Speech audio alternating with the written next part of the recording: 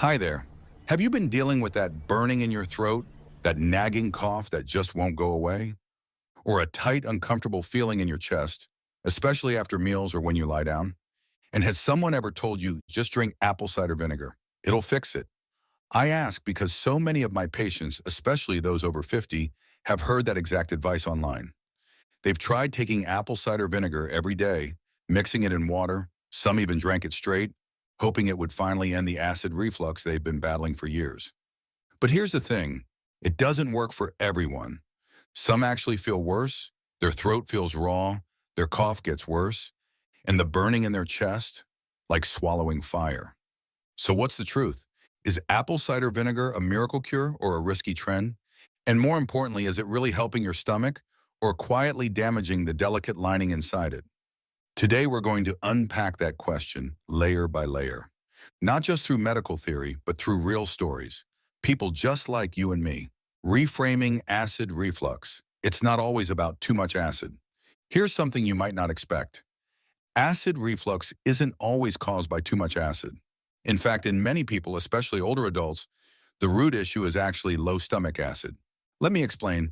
You see, there's a valve between your stomach and your esophagus called the lower esophageal sphincter, or LES. Its job is to stay tightly closed, keeping stomach contents where they belong.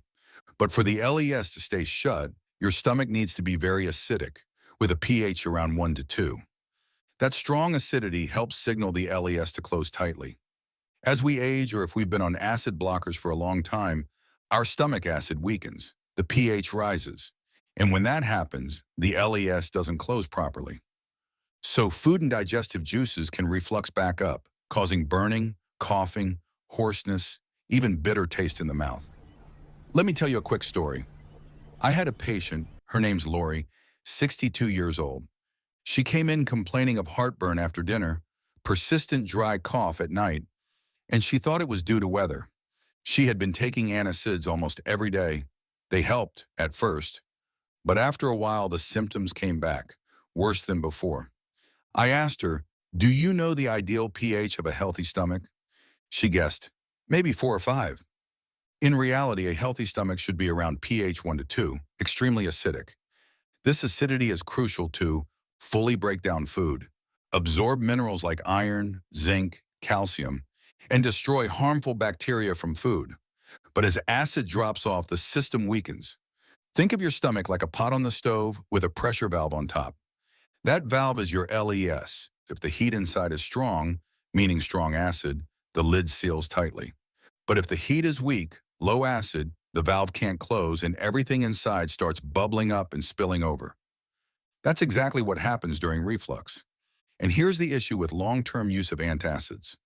They reduce acid quickly, yes, but they also reduce your body's ability to digest, absorb nutrients, and protect itself from infection. Over time, people end up with more symptoms, not fewer. So if you take away one thing today, let it be this.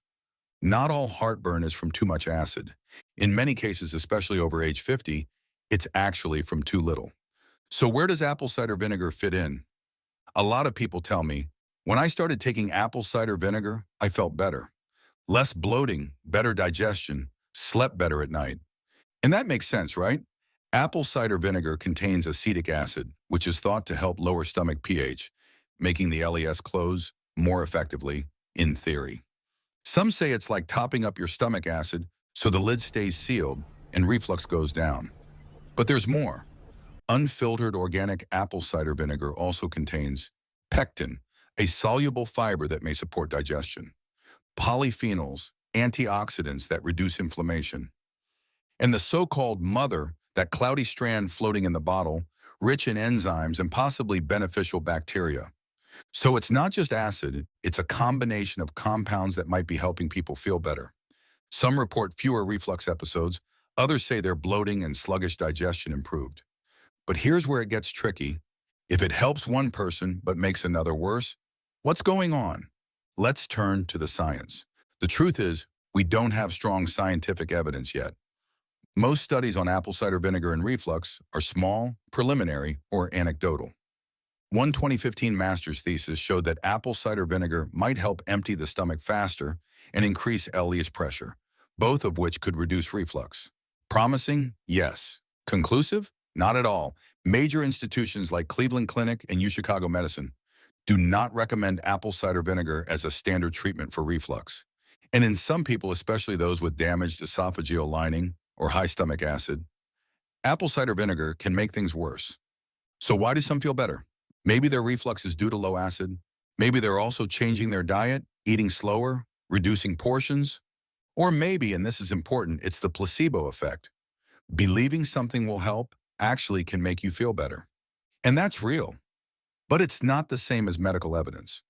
So is it worth trying?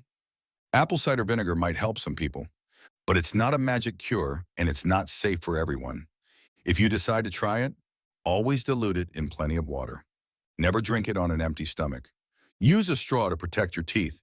And if symptoms get worse, stop right away. But most importantly, talk to your doctor, especially if you're on medications or have underlying conditions. They can help you figure out whether your reflux is due to low acid, high acid, or something else entirely. Let's keep this real. Have you ever tried apple cider vinegar for reflux? Did it help or make things worse? I'd love to hear your experience. Drop it in the comments because your story could really help someone else going through the same thing. And if you found this video helpful, feel free to share it with a friend. And of course, subscribe for more real talk, backed by science and delivered with care, especially for those of us navigating health after 50.